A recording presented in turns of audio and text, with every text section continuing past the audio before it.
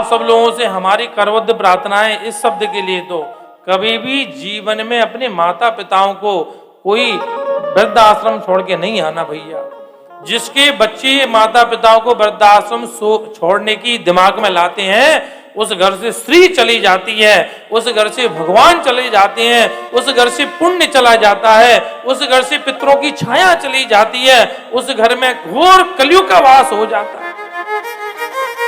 आप भजन ना करें चलेगा, आप तीर्थ ना करें चलेगा, आप दान ना दें चलेगा, आप पुण्य ना करें चलेगा, आप भोजन ना कराएं किसी अतिथि को चलेगा, पर भैया कभी भी जीवन में मन में विचार नहीं लाना कि अपने माता पिता को, चाहे कोई तीर्थ हो, चाहे कोई नगर हो, चाहे कोई शहर हो, कि हम माता पिता को किसी वृद्ध आश्रम में जाकर के छोड़ दें, कभी जीवन में नहीं लाना।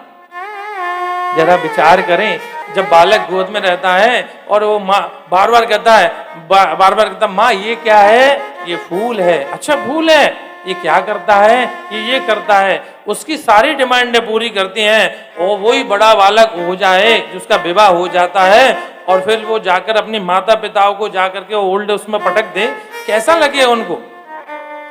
हम जहां रहते हैं हमारे पास में एक वृद्ध आश्रम है, उसका नाम है मैत्री घर। प्रधान जी, हमारे मैत्री घर के जो कर्नल साहब हैं, उन्होंने अपने पर्सनल पैसे से उसको खोला है।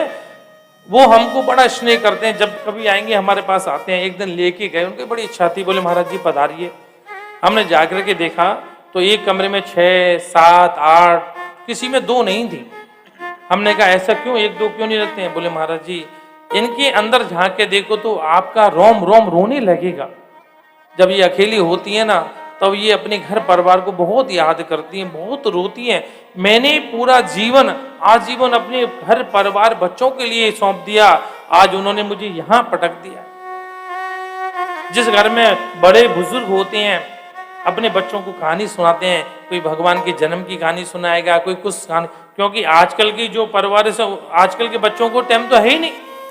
देवियां नौकरी पे जा रही हैं, पुरुष नौकरी पे जा रहे हैं, सबको फुर्सत नहीं, घर में वृद्ध माता पिता ही तो रहते हैं। आप रात के 12 बजे तक बताओ, दरवाजे पे बैठ के टकटकी लगाएगी, माँ मेरा बेटा नहीं आया अभी तक, आपका इंतजार करेगी वो।